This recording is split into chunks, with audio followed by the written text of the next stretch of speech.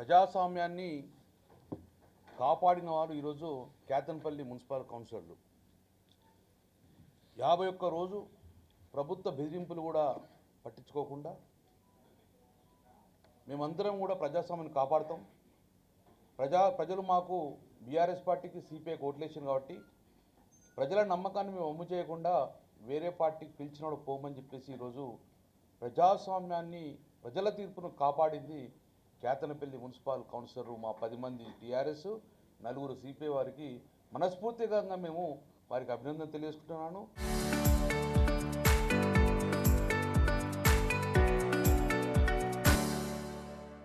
పట్టుదలతోటి ఎన్ని వాళ్ళు ప్రలోభాలు పెట్టినవడం లొంగకుండా నిఖార్సుగా ఉన్న వ్యక్తులు ఈరోజు మా యొక్క సిపిఐ మరియు మా బీఆర్ఎస్ పార్టీ కౌన్సిలర్లు.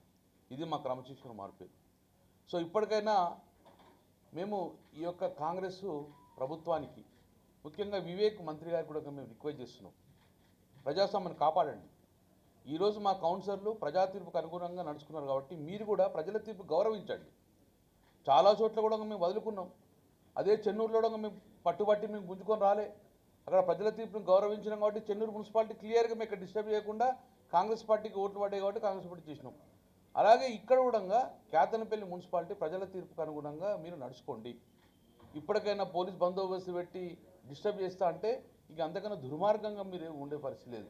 అందుకే ప్రభుత్వాన్ని కూడా పోలీసు యంత్రాంగాన్ని కూడా ముఖ్యంగా మంత్రి గారు రిక్వెస్ట్ చేస్తున్నాము, ప్రజా తీర్పును మీరు గౌరవించి ఎన్నికలు సజావుగా జరిగేసి మున్సిపల్ చైర్మన్గా ప్రజల తీర్పు ప్రకారం మా యొక్క బీఆర్ఎస్ పార్టీకి మున్సిపల్ చైర్మన్గా వైస్ చైర్మన్గా సిపిఐకి ప్రజలు తీర్పిచ్చారు, శాసనం తీర్పించారు. దానికి అనుగుణంగా మీరు సహకరించమని చెప్పేసి ఎలాంటి అవాంఛనీయ సంఘటనలు జరగకుండా చూసుకోవాల్సిన బాధ్యత ఎలక్షన్ కమిషన్ మీద మరియు పోలీస్ యంత్రాంగం మీద ఉన్నది. కాబట్టి దయచేసి దీన్ని సహకరించమని చెప్పి కోరుతున్నాము. ఈరోజు ముఖ్యంగా మా డే టీఆర్ఎస్ పార్టీ డే. ఈరోజు ఈ యొక్క తెలంగాణలో 3 మున్సిపాలిటీలు, ఇబ్రహీంపట్నం కానివ్వండి, ఖానాపూర్ కానివ్వండి, ఇక్కడ కేతనపల్లి కానీ, ఈ మూడు మున్సిపాలిటీలు గెలిచిన 2 సంవత్సరాల లోపలే ప్రభుత్వం విఫలమై 3 మున్సిపాలిటీలు ఈరోజు బీఆర్ఎస్ పార్టీ కైవసం చేసుకుందంటే ప్రజల వ్యతిరేకతను క్లియర్ కనబడుతుంది. కాబట్టి ఇంకా వ్యతిరేకత పెంచుకునే విధంగా ఉండకుండా చెప్పేసి సజావుగా సాగే విధంగా ప్రజల తీర్పు గౌరవించమని చెప్పి మరొకసారి ప్రజాస్వామ్యాన్ని కాపాడమని చెప్పేసి ప్రభుత్వాన్ని కోరుతున్నాం. జై తెలంగాణ.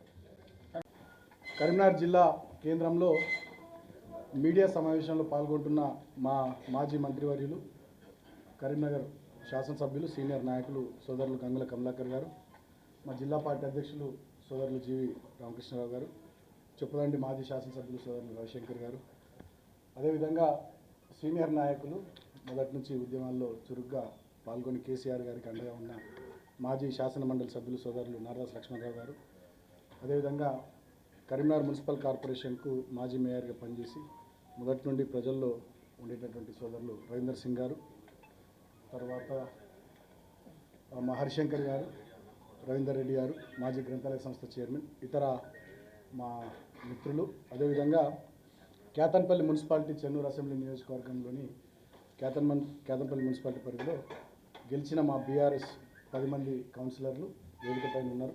అదేవిధంగా 4 సిపిఐ కౌన్సిలర్లు వారికి, ఈ సమావేశంలో పాల్గొంటున్నటువంటి మీడియా మిత్రులకు, సీనియర్ జర్నలిస్టులకు అందరికి పేరు పేరున నమస్కారాలు. తెలంగాణలో ఫిబ్రవరి 11వ తేదీన రాష్ట్ర వ్యాప్తంగా మున్సిపాలిటీలకు అదేవిధంగా కొన్ని మున్సిపల్ కార్పొరేషన్లకు ఎన్నికలు జరిగినాయి. ఫిబ్రవరి 13వ తేదీ నాడు ఫలితాలు వచ్చినాయి. ఆ ఫలితాలు వచ్చిన అనంతరం కాంగ్రెస్ పార్టీ ప్రభుత్వంలో ఉందనేటటువంటి అహంకారంతో పోలీసులను వాడుకొని అదేవిధంగా చాలా చోట్ల దౌర్జన్యాలు చేసి రాష్ట్ర వ్యాప్తంగా ప్రజా తీర్పును పట్టపగలే హత్య చేసే విధంగా చాలా మున్సిపాలిటీల్లో గొడవలు చేసి వాళ్లకు మ్యాజిక్ ఫిగర్ దాటకున్నా, మెజారిటీ రాకున్నా ఎలాగైనా అధికారం ఉంది కదా అనేటటువంటి అహంకారంతో రేవంత్ రెడ్డి గారు ముఖ్యమంత్రి గారి నుంచి మొదలుకొని రాష్ట్ర మంత్రులు, అదేవిధంగా రాష్ట్రంలో ఉన్న వివిధ నియోజకవర్గాల్లోని ఎమ్మెల్యేలు, కాంగ్రెస్ పార్టీ నాయకులు చాలా అరాచకాలు, దుర్మార్గాలు చేశారు. దానికి ప్రత్యక్ష ఉదాహరణ ఇక పరాకాష్ఠకు పోయినటువంటి మున్సిపాలిటీ ఏదైనా ఉందంటే అది మంచిర్యాల జిల్లా చెన్నూరు అసెంబ్లీలోని మా కేతన్పల్లి మున్సిపాలిటీ. 13వ తేదీ నాడు మా కౌన్సిలర్లు గెలిస్తే 16వ తేదీ నాడు చైర్మన్, వైస్ చైర్మన్ ఎన్నికుందని మా వాళ్ళందరూ భద్రాచలం పోతే భద్రాచలంలో మా శిబిరంపై మా వాళ్ళు ఎక్కడైతే నందిని హోటల్ ఉంటున్నారో అక్కడ 8 వెహికల్స్లో కాంగ్రెస్ వాళ్ళు, 2 వెహికల్స్లో పోలీసు వాళ్ళు పోయి మా శిబిరం మీద దాడి చేసి మా కౌన్సిలర్లను చెదరగొట్టేటటువంటి భయపెట్టేటటువంటి ప్రయత్నం చేసి నేను భద్రాచలం పోయి వారిని తీసుకొని వచ్చి 14వ తేదీ 15వ తేదీ క్యాతన్పల్లిలోని మా నివాసంలో వారిని ఉంచడం జరిగింది. 16వ తేదీ నాడు మేమంతా కూడా మున్సిపల్ కౌన్సిల్కు చైర్మన్ ఎన్నిక, వైస్ చైర్మన్ ఎన్నికకు బయలుదేరిన క్రమంలో ఇన్ టైంకి మేము కౌన్సిల్ హాల్కు పోకుండా అడ్డంకులు సృష్టించి పోలీసులు సుమారు 900 మంది పోలీసు బందోబస్తు పెట్టి ఆ రోజు కాంగ్రెస్ పార్టీకి సంబంధించినటువంటి నాయకులు, కార్యకర్తలు మున్సిపల్ ఆఫీసు ప్రాంగణంలోకి పోయి నానా బీభత్సం సృష్టించి ఆ రోజు ఎన్నికను వాయిదా వేయించారు. 16వ తేదీ నాటి నుండి 17వ తేదీ. 17వ తేదీ నాడు కూడా మేము ఇన్ టైంకి పోయే ప్రయత్నం చేస్తుంటే క్యాతన్పల్లి ఆర్ఓబి దగ్గర మా 21వ వార్డు కౌన్సిలర్ బబ్బెర స్వర్ణలత గారి అత్తగారు కంప్లైంట్ ఇచ్చారని చెప్పి మా కౌన్సిలర్లందరూ నాపి ఒక ఎఫ్ఐఆర్, ఫేక్ కంప్లైంట్ పట్టుకుని వచ్చి ఒక ఎఫ్ఐఆర్ చూపించి మమ్మల్ని ఆ రోజు కూడా నిలువరించే ప్రయత్నం చేసింది. కానీ మా కౌన్సిలర్ గారు చాలా స్పష్టంగా పోలీసులను నిలదీసింది. అసలు మా అత్తకు చదివే రాదు, ఆమె కంప్లైంట్ ఎట్లా రాసింది, మా అత్త సంతకమే పెట్టది, ఆమె సంతకం ఎట్లున్నది ఇడా అని చెప్పి నిలదీస్తే పోలీసు వాళ్ళు నిలమింగారు. అంటే దాన్ని బట్టి అర్థమైంది ఏంటంటే పోలీసు వాళ్ళు తెలంగాణ రాష్ట్రంలో కాంగ్రెస్ పార్టీ కార్యకర్తలు అయిపోయారు. అయినప్పటికీ కూడా నేను కోవలక్ష్మి అక్క మా ఎమ్మెల్యే ఆసిఫాబాద్ ఇన్ఛార్జ్కి వచ్చారు. అక్కడికి మేము పోలీసులతో గట్టిగా మాట్లాడి మా 14 మంది కౌన్సిలర్లను హాల్కి పంపించాం. మమ్మల్ని ఏమో కౌన్సిల్ హాల్కి పోనీయలే, 2 కిలోమీటర్ల దూరంలో మమ్మల్ని ఆపిరు. అదే మంత్రి వివేక్ గారి కాన్వాయ్ని కానీ 100 మంది కాంగ్రెస్ కార్యకర్తల్ని వాళ్ళు కౌన్సిల్ హాల్ వైపు అలో చేసారు. దాన్ని మేము ప్రశ్నించినందుకు మా మీద లాఠీచార్జ్ చేసారు. కాంగ్రెస్ వాళ్ళు మా మీద రాళ్ళదాడి చేసారు. మేము కేవలం 25 మంది ముట్టాం అక్కడ క్యాతన్పల్లి ఆర్ఓబి దగ్గర, వాళ్ళు మాత్రం 500-600 మంది మా మీద రాళ్ళదాడి చేశారు. తర్వాత కౌన్సిల్ హాల్లో మా కౌన్సిలర్ల పట్ల చాలా దుర్మార్గంగా వ్యవహరించారు. మహిళా కౌన్సిలర్లను అబ్యూజ్ చేయడం, వాళ్ళని తాకరని చోట తాకడం, మంత్రి గారు అయితే స్వయంగా చెక్ బుక్ తీసుకొని పోయి మా వాళ్ళని ప్రలోభ పెట్టే ప్రయత్నం చేయడం, వీళ్ళు ప్రలోభాలకు లొంగకపోతే గొడవ చేసి నానా గలాటా సృష్టించి ఆ రోజు 17వ తేదీ నాటి ఎన్నికను వాయిదా వేయించి ఒక 25 మంది మీద, నాతో సహా మా కోలక్ష్మక్కతో సహా 25 మంది మా నాయకులు, కార్యకర్తల మీద అక్రమంగా కేసులు పెట్టి 18వ తేదీ నాడు మమ్మల్ని అరెస్ట్ చేసి ఆదిలాబాద్ జైలుకు పంపించారు. ఆదిలాబాద్ జైల్లో నన్ను 16 రోజులు ఉంచారు, మా వాళ్ళని కూడా కొన్ని రోజులు ఉంచారు. ఇంకా కొంతమందికి యాంటిసిపేటరీ బెయిల్ తెచ్చుకున్నాం హైకోర్టు నుండి.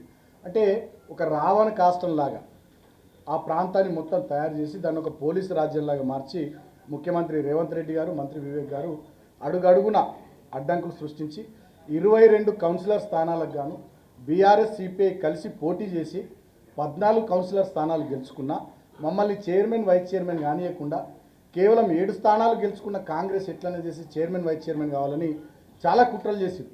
మా ఒక్కొక్క కౌన్సిలర్కు 3 కోట్లు ఇస్తామనడం, బ్లాంక్ చెక్కులు ఇస్తామనడం, వీళ్ళు ప్రలోభాలకు లొంగకపోతే 11వ వార్డు మా కౌన్సిలర్ భూమగౌడ్ గారి ఇల్లు 30 సంవత్సరాల నుంచి సింగరేణి స్థలంలో వాళ్ళ కాంపౌండ్ వాళ్ళు ఉందని చెప్పి సింగరేణి అధికారులు దాన్ని కూలగొట్టడం, మా గ్యాస్ నాన్నని ఇంకో కౌన్సిలర్ను కిడ్నాప్ చేసే ప్రయత్నం చేయడం, అదేవిధంగా కౌన్సిలర్ల కుటుంబ సభ్యులకు, బంధువులకు ఫోన్లు చేసి రకరకాల ఆఫర్లు ఇవ్వడం, ఇట్లా నానా ప్రయత్నాలు వాళ్ళు చేసినారు. అయినప్పటికీ కూడా మా కౌన్సిలర్లు చెక్కు చెదరకుండా మేము కలిసి పోటీ చేసినాం, ప్రజలు మాకు తీర్పు ఇచ్చారని చెప్పి బీఆర్ఎస్ సిపిఐ కౌన్సిలర్లు ఇవాళకి ఎగ్జాక్ట్లీ 51వ రోజు 51 రోజులుగా వాళ్ళు ఏకతాటి మీద నిలబడి ఊరికి దూరంగా కాంగ్రెస్ వాళ్ళ ప్రలోభాలకు లొంగకుండా, వారు భయభ్రాంతులకు గురి చేసే అవకాశం ఉంది కాబట్టి దానికి కూడా అవకాశం ఇవ్వకుండా ఊరికి దూరంగా ఉగాది పండుగ లేదు, హోలీ పండుగ లేదు, శ్రీరామనవమి లేదు, కుటుంబ సభ్యులకు 51 రోజుల పాటు వాళ్ళు దూరం ఉన్నారు.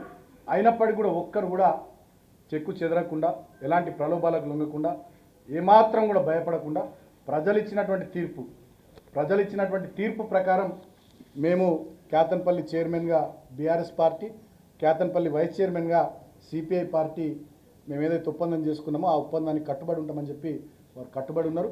వాళ్ళు ఇప్పుడు వేదిక మీద ఉన్నారు 14 మంది కౌన్సిలర్లు. వారికి హృదయపూర్వకంగా నేను బీఆర్ఎస్ పార్టీ తరఫున, క్యాతన్పల్లి మున్సిపాలిటీ ప్రజల తరఫున కృతజ్ఞతలు తెలియజేస్తూ ఉన్నా. ఎందుకంటే ఇది ఒక అసాధారణమైనటువంటి సంఘటన. నాకు తెలిసి ఉమ్మడి రాష్ట్ర చరిత్రలో కానీ, తెలంగాణ రాష్ట్ర చరిత్రలో కానీ ఇటువంటి సంఘటన చాలా అరుదు. ఏకతాటి మీద వాళ్ళు ఉన్నారు. ప్రభుత్వం 2 సార్లు ఎన్నిక వాయిదా వేసి ఫిబ్రవరి 16, 17వ తేదీ వాళ్ళు ఎన్నిక పెట్టకుండా ఉంటే మేము హైకోర్టును ఆశ్రయించినాం. హైకోర్టు ఒక తీర్పు ఇచ్చింది. 3 వారాల లోపల ఎన్నిక కంప్లీట్ చేయండి. If anything necessary it will be extended to another week అన్నది. దాన్ని అడ్డం పెట్టుకొని వాళ్ళు మొన్నటిదాకా స్టేట్ ఎలక్షన్ కమిషన్కు రాష్ట్ర ప్రభుత్వం సమ్మతి తెలుపుతూ ఫైల్ పంపించాలి. As per municipal act concurrence ఇవ్వాలి. ఇవ్వకుండా వాళ్ళు మొండిగా ఉంటే మళ్ళీ మేము కోర్టుకు కూడా పోతామని చెప్పి గట్టిగా మాట్లాడితే ప్రెస్ మీట్ పెడితే తప్పనిసరి పరిస్థితులలో మొన్న 2వ తేదీ నాడు 2వ తేదీ కంటే ముందు 2వ తేదీ డెడ్లైన్ కాబట్టి ఏప్రిల్ 2 దానికన్నా ముందు రాష్ట్ర ప్రభుత్వం సమ్మతి తెలుపుతూ ఎలక్షన్ కమిషన్కు ఫైల్ పంపితే ఎలక్షన్ కమిషన్ మొన్న నోటిఫికేషన్ ఇచ్చింది. ఈరోజు ఎన్నిక ఉంది. సో ఈరోజు ఎన్నిక కూడా పారదర్శకంగా జరుగుతుందని చెప్పి మేము అనుకుంటున్నాం. కానీ వార్తలు వస్తూ ఉన్నాయి మీ టీవీలలోనే, నాకు చెప్తా ఉన్నారు ఏదో 600-700 మంది పోలీసులతో బందోబస్తట, మొత్తం ఆ ఏరియానంతా పోలీస్ క్యాంపు చేసిరట, పెద్ద ఎత్తున 3 కిలోమీటర్ల పరిధిలో అసలు 3 కంటే 2 కంటే ఎక్కువ కనబడొద్దని చెప్పి రకరకాల 163 BNSS యాక్ట్ అని చెప్పి పెట్టి ఏవో మళ్ళీ డ్రామాలు చేస్తున్నారట. అయినా కూడా నేను ఇవాళ మీడియా ద్వారా రాష్ట్ర ప్రభుత్వాన్ని కోరుతా ఉన్నా, పోలీసు యంత్రాంగాన్ని కోరుతా ఉన్నా, జిల్లా అధికార యంత్రాంగాన్ని కోరుతా ఉన్నా, ఈ రోజైనా కేతన్పల్లి మున్సిపాలిటీ ప్రజలు ఇచ్చినటువంటి తీర్పును గుర్తెరిగి దాన్ని గౌరవించి ప్రజా తీర్పును పట్టపగలే హత్య చేయకుండా ఈ రోజైనా Ketanpalli municipality chairman vice chairman ఎన్నిక సజావుగా జరిగేటట్టుగా జిల్లాధికార యంత్రాంగం, రాష్ట్ర ఎన్నికల కమిషన్, రాష్ట్ర ప్రభుత్వం సహకరించాలని చెప్పి నేను విజ్ఞప్తి చేస్తూ ఉన్నా. ఇప్పటికే పెద్దలు కేసీఆర్ గారు ఇటువంటి 3 మున్సిపాలిటీలకు సంబంధించి పరిశీలకులుగా బాధ్యులుగా మా సీనియర్ నాయకులను పంపించినారు. ఇబ్రాహీంపట్నంకు సంబంధించి సబితా ఇంద్రారెడ్డి గారు, ఎమ్మెల్యే సుధీర్ రెడ్డి గారు, ఎమ్మెల్యే కృష్ణారావు గారు, అదేవిధంగా కేతన్పల్లి మున్సిపాలిటీకి సంబంధించి మా గంగుల కమలాకర్ గారు, కొప్పులీశ్వర్ గారు, నారదాస్ లక్ష్మణరావు గారు, మా కరీంనగర్ జిల్లా నాయకులు, అదేవిధంగా ఖానాపూర్ మున్సిపాలిటీకి సంబంధించి జోగు రామన్న గారు, అనిల్ జాదవ్ గారు వారిని అసైన్ చేసినారు, వాళ్ళకి టాస్క్ అసైన్ చేసినారు. సజావుగా ఎన్నిక జరిగేటట్టుగా చొరవ తీసుకోవాలని చెప్పి వారికి బాధ్యతలు అప్పచెప్పినారు. కాబట్టి మా పార్టీ అధ్యక్షులు, తెలంగాణ తొలి ముఖ్యమంత్రి కేసీఆర్ గారికి హృదయపూర్వకంగా నేను కృతజ్ఞతలు తెలియజేస్తూ ఈరోజు ఎన్నికకు సంబంధించి బాధ్యతలు తీసుకొని సజావుగా ఎన్నిక జరిగే విధంగా మాకు అండగా ఉండడానికి వస్తున్నటువంటి గంగుల కమలాకర్ గారికి, నారదాస్ లక్ష్మణరావు గారికి, మిగతా పెద్దలందరికీ వేదికపైన ఉన్న పెద్దలు, కరీంనగర్ జిల్లా బీఆర్ఎస్ పార్టీ శ్రేణులకు హృదయపూర్వకంగా నేను కృతజ్ఞతలు తెలియజేస్తూ నేను నమ్ముతున్న బలంగా ఇప్పటికైనా ఈ ప్రభుత్వం కానీ జిల్లా అధికార యంత్రాంగం కానీ విశాఖ ఇండస్ట్రీస్ ఎంప్లాయీస్ లాగా పనిచేయరు, అధికారులుగా పనిచేస్తారని నేను అనుకుంటున్నాను. మంచిర్యాల జిల్లా పోలీసులు కానీ, మంచిర్యాల జిల్లా అధికారులు కానీ ఇప్పటికైనా విశాఖ ఇండస్ట్రీస్ ఎంప్లాయీస్ లాగా కాకుండా V6 వెలుగు ఛానల్ గారు, కొప్పులీశ్వర్ గారు, నారదాస్ లక్ష్మణరావు గారు, మా కరీంనగర్ జిల్లా నాయకులు, అదేవిధంగా ఖానాపూర్ మున్సిపాలిటీకి సంబంధించి జోగు రామన్న గారు, అనిల్ జాదవ్ గారు వారిని అసైన్ చేసినారు, వాళ్ళకి టాస్క్ అసైన్ చేసినారు. సజావుగా ఎన్నిక జరిగేటట్టుగా చొరవ తీసుకోవాలని చెప్పి వారికి బాధ్యతలు అప్పచెప్పినారు. కాబట్టి మా పార్టీ అధ్యక్షులు, తెలంగాణ తొలి ముఖ్యమంత్రి కేసీఆర్ గారికి హృదయపూర్వకంగా నేను కృతజ్ఞతలు తెలియజేస్తూ ఈరోజు ఎన్నికకు సంబంధించి బాధ్యతలు తీసుకొని సజావుగా ఎన్నిక జరిగే విధంగా మాకు అండగా ఉండడానికి వస్తున్నటువంటి గంగుల కమలాకర్ గారికి, నారదాస్ లక్ష్మణరావు గారికి, మిగతా పెద్దలందరికీ వేదికపైన ఉన్న పెద్దలు, కరీంనగర్ జిల్లా బీఆర్ఎస్ పార్టీ శ్రేణులకు హృదయపూర్వకంగా నేను కృతజ్ఞతలు తెలియజేస్తూ నేను నమ్ముతున్న బలంగా ఇప్పటికైనా ఈ ప్రభుత్వం కానీ జిల్లా అధికార యంత్రాంగం కానీ విశాఖ ఇండస్ట్రీస్ ఎంప్లాయీస్ లాగా పనిచేయరు, అధికారులుగా పనిచేస్తారని నేను అనుకుంటున్నాను. మంచిర్యాల జిల్లా పోలీసులు కానీ, మంచిర్యాల జిల్లా అధికారులు కానీ ఇప్పటికైనా విశాఖ ఇండస్ట్రీస్ ఎంప్లాయీస్ లాగా కాకుండా V6 వెలుగు ఛానల్ దాంట్లో పనిచేసేటోళ్ళ లెక్క కాకుండా, వెలుగు పేపర్ V6 ఛానల్లో పనిచేసేటోళ్ళ లెక్క కాకుండా అధికారుల లెక్క పనిచేస్తారని చెప్పి నేను అనుకుంటున్నా. ఈరోజు 12:30కు చైర్మన్ వైస్ చైర్మన్ ఎన్నికున్నది. సో ఆల్రెడీ ప్రమాణ స్వీకారం మొన్ననే జరిగిపోయింది, ఫిబ్రవరి 17వ తేదీ నాడు. కాబట్టి 12:10కి 12:20కి అట్లా మా కౌన్సిలర్లు లోపలికి పోతారు. సో వీళ్ళు మా ఇంటి నుంచి కౌన్సిల్ హాల్కు సజావుగా పోయేటట్టుగా, లోపల ఎన్నిక కూడా సక్రమంగా జరిగేటట్టుగా జిల్లా అధికార యంత్రాంగం, రాష్ట్ర ఎన్నికల కమిషన్ చొరవ తీసుకుంటే సహకరిస్తాయని చెప్పి నేను భావిస్తూ ఉన్నా. ఒకవేళ ఇవాళ కూడా ఏమైనా జరిగితే డెఫినెట్గా ఇక ఇంతకన్నా దుర్మార్గం ఇంకోటి ఉండదు. ఎందుకంటే ఇది 3వసారి, ఫిబ్రవరి 16, ఫిబ్రవరి 17, ఇవాళ ఏప్రిల్ 4వ తేదీ. ఇవాళ కూడా ఇక ఇంకా దుర్మార్గంగా ఏమైనా ప్రవర్తిస్తే ఇక ప్రజాస్వామ్యానికి, ప్రజలు ఇచ్చిన తీర్పుకు అసలు విలువే ఏముంటుందని చెప్పి నేను ప్రశ్నిస్తూ ఉన్నా. ఇప్పటికైనా ఈ రాష్ట్రంలో ఈ గూండాగిరి, ఈ దౌర్జన్యము, ఈ దుర్మార్గాలు బంద్ కావాలి. మీరేం చెప్పి అధికారంలోకి వచ్చిర్రో వాటిని నిలబెట్టుకునేటటువంటి వాటి మీద ఈ రాష్ట్ర ప్రభుత్వ పెద్దలు శ్రద్ధ పెట్టాలని నేను కోరుతా ఉన్నా. గతంలో మేము అధికారంలో ఉన్నప్పుడు ఆనాడు గ్రామ పంచాయతీ ఎన్నికలు జరిగితే 96% గ్రామ పంచాయతీలు తెలంగాణ రాష్ట్రంలో మేము గెలిచినాం, బీఆర్ఎస్ పార్టీ. గతంలో మేము అధికారంలో ఉన్నప్పుడు మున్సిపాలిటీ ఎన్నికలు జరిగితే 97-98% మున్సిపాలిటీలు మేము గెలిచినాం. మున్సిపల్ కార్పొరేషన్ ఎన్నికలు మొత్తం స్వీప్ చేసినాం, కరీంనగర్తో సహా మొత్తం స్వీప్ చేసినాం ఆనాడు మేము అధికారంలో ఉన్నప్పుడు. కానీ ఇవాళ రిజల్ట్స్ చూస్తే పంచాయతీ ఎన్నికల్లో 35-36% ప్రభుత్వానికి అనుకూలంగా ఫలితాలు వచ్చినాయి. తర్వాత మున్సిపాలిటీ ఎన్నికలలో 46%, 50% ఏదో అనుకూల ఫలితాలు వచ్చినాయి తప్ప చాలా చోట్ల జనగామల కానీ, తొర్రూరులో కానీ, ఇంకా అనేక చోట్ల కూడా జబర్దస్తి చేసి వాళ్ళు గెలిచినారు తప్ప నిజమైనటువంటి ప్రజా తీర్పు ఇవాళ కాంగ్రెస్ ప్రభుత్వానికి అనుకూలంగా లేదు. కారణం వాళ్ళు చెప్పిన SC ST declaration, BC declaration, youth declaration, రైతు డిక్లరేషన్ అన్ని బోగస్ అయిపోయినాయి. వాళ్ళు ఇచ్చిన 420 హామీలు బుట్టదాఖలు అయిపోయినాయి. వాళ్ళు చెప్పిన 6 గ్యారంటీలు అటకెక్కినాయి. దీని విషయంలో ప్రజలు చాలా అన్రెస్ట్గా ఉన్నారు, చాలా కోపంగా ఉన్నారు. రుణమాఫీ కాలే, అదేవిధంగా రైతాంగానికి రైతు భరోసా వస్తలే, విద్యార్థులకు నిరుద్యోగులకు సంబంధించి 2 లక్షల ఉద్యోగాలు లేవు, నిరుద్యోగ భృతి 4,000 లేవు, మహిళలకు ఇస్తామన్న 2,500 లేవు. ఏ ఒక్క కార్యక్రమం ఈ రాష్ట్రంలో అమలైతలేదు. ఇదే కరీంనగర్ను చూస్తుంటే బాధ అనిపిస్తున్నది. ఒకప్పుడు మా హయాంలో బ్రహ్మాండంగా ఉన్న కరీంనగర్ ఇవాళ అభివృద్ధికి ఆమడ దూరంలో కనబడతా ఉంది. అంతకుముందు మా ప్రభుత్వం ఉన్నప్పుడు మానేరు రివర్ ఫ్రంట్ కానీ, ఆ కేబుల్ బ్రిడ్జ్ కానీ, కార్పొరేషన్లో పెద్ద ఎత్తున అభివృద్ధి, రోడ్ల వైడనింగ్ కానీ, జంక్షన్స్ ఇంప్రూవ్మెంట్ కానీ అద్భుతమైనటువంటి ప్రగతి ఉండే. ఇవాళ 3వ సంవత్సరం పాలన ఈ ప్రజాపాలన కాదు, ఇది పాపపు పాలనగా మారిపోయింది.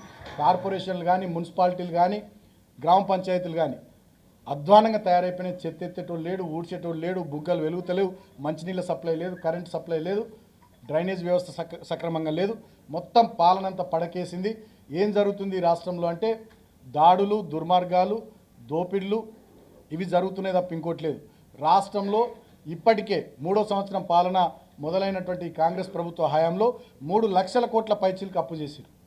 మరి అప్పు చేసి రైతాంగానికి రైతు భరోసా ఇచ్చిర్రా, విద్యా భరోసా కార్డు 5 లక్షలు విద్యార్థులకు ఇచ్చిర్రా, నిరుద్యోగులకు నెలకు 4,000 నిరుద్యోగ భృతి ఇచ్చిర్రా, ప్రతి మహిళకు 2,500 ఇచ్చిర్రా, పెన్షన్ 4,000 ఇచ్చిరట్టు అదేం లేదు. ఏమవుతున్నాయి పైసలు అంటే ఢిల్లీకి పోతున్నాయి, కాంగ్రెస్ హైకమాండ్కి అప్పచెప్తున్నారు. ఏ రాష్ట్రంలో ఎన్నికలు ఉన్నా అక్కడ ఖర్చు చేస్తున్నారు, వీళ్ళు మంచిగా దోసుక తింటున్నారు. మొన్న చూసినాం ఇవాళ రాష్ట్రంలో రెవెన్యూ మంత్రి ఉన్నటువంటి పొంగులేటి భూ కబ్జాలు అవి ఏ రకంగా చేస్తున్నాడు.